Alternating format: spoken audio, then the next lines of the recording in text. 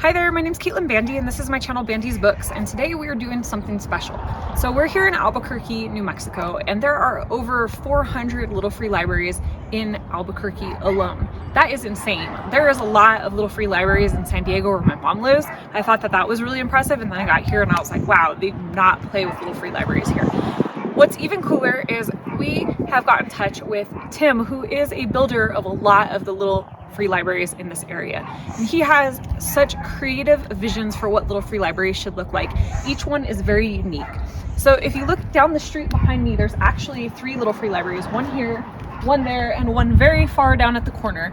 All 3 of those are his custom creations, and we've reached out to him and he said it would be okay if we came by his studio, got to take a look at the Little Free Libraries that he's building, some of his process, and then he could tell us a little bit about his journey building Little Free Libraries. So today we're going to be talking with Tim, finding out how to build a Little Free Library, how he got into it, all of that, and then we're going to do a little bit of exploring in Albuquerque and see some of his custom creations throughout the city. When we first arrived at Tim's studio, he was hard at work putting the door and the hinges on one of the Little Free Libraries that he was working on. It was pretty cool because we got to see him in action. So first he cut some of the rods that he was going to need to assemble the door, and then he went through the filing and sanding and everything to get the pieces in proper working condition. And then he assembled the hinges for us and showed us like the mock-up of the decorations that are going on the door.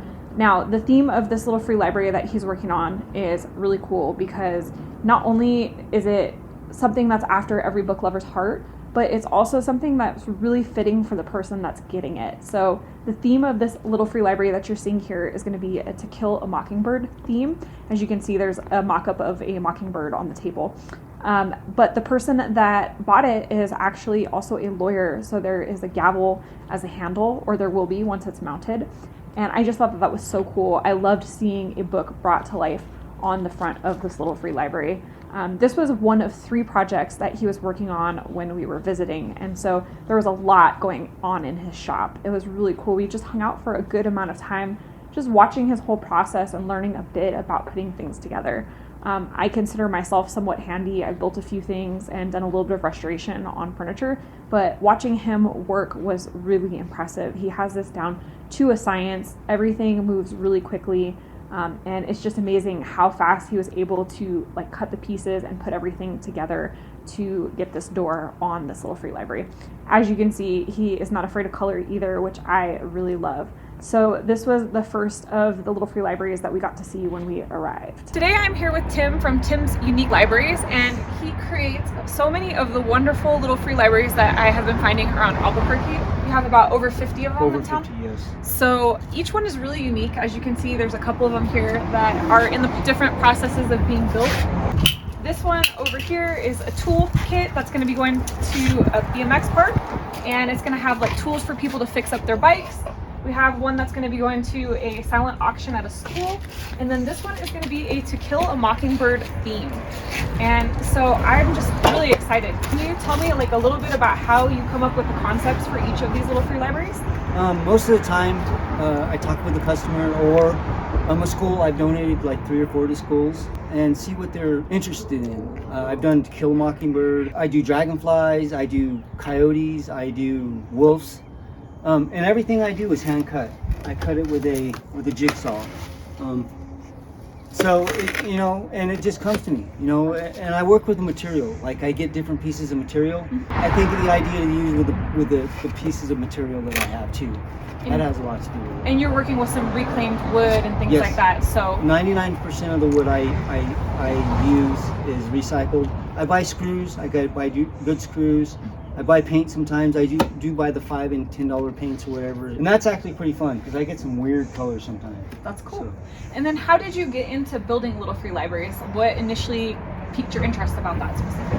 Well, my partner wanted one, and he mentioned it 25 years ago, and I was it flew through my head, and I didn't really think about it much. And then my niece and nephews, great niece and nephew, moved next door. Okay. We built one with them. Oh, cool. And since then, I have one with 3 clear sides. That was my first one I donated to her, and she painted it, and I'm I can do that too. Cool. So since doing Little Free Libraries, you've since expanded. So we saw one that's for tools for a BMX park, and you've mentioned there's one down the street that's for water and for food. And a library too. And a library too. So this has gone from just one type to expand to quite a bit, right? Yeah, and different sizes. Nice. Different sizes and different shapes. That's another fun thing to come up with. So when you start building these libraries, you're reclaiming wood, you're creating a design, and how long does it take you to make a library in average? Depends on colors. Sure. You know, color on color is really hard. That's 25 to 30 to maybe 40 to 50 hours. Wow, 40 to 50 hours for a library. That is a lot of love and dedication. Yeah, and when I tape off stuff like this, that takes a lot too.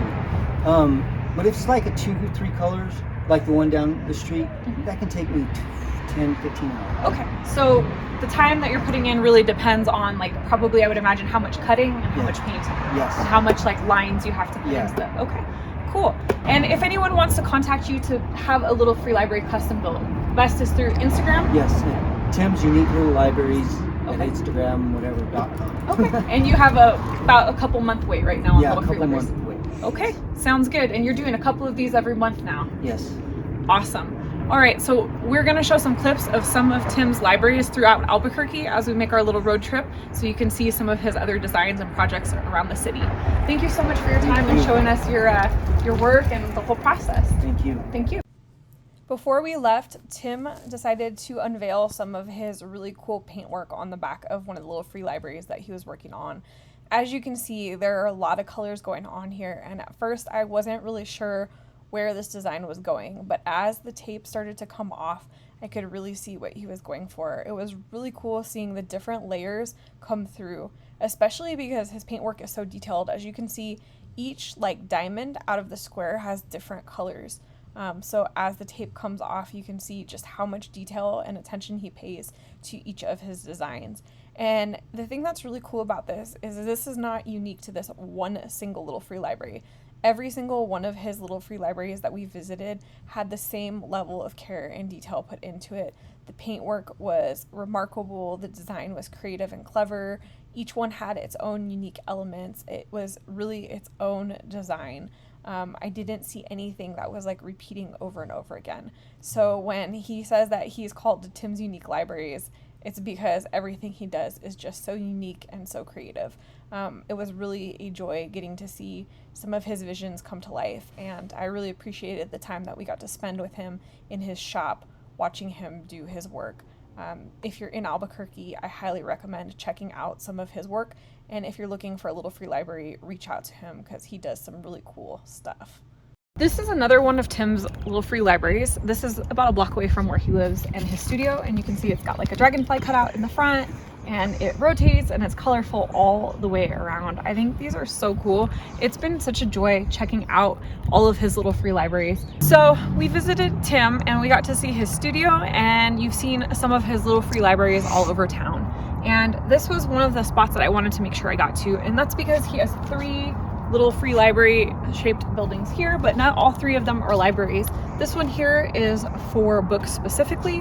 The next one over is for food, and the farthest one on the end is for water bottles. I think that's really cool that these people are not only providing the community with books, but with food and with water. I think that is such a kind thing to do. And what's even cooler too is how unique each of these are. I hope that you've enjoyed seeing all of Tim's Little Free Libraries as we've traveled around Albuquerque. I know that it was super interesting to me to find out what goes into building a Little Free Library and how he comes up with the ideas to make such creative and unique Little Free Libraries. I think it's so great that the community is so active with Little Free Libraries here, over 400 in Albuquerque, and Tim has made over 50 of them. That is pretty spectacular. So if you like this video, hit the thumbs up, comment down below, and let me know if you had a Little Free Library at your home and you could do anything that you wanted with it, what would you do?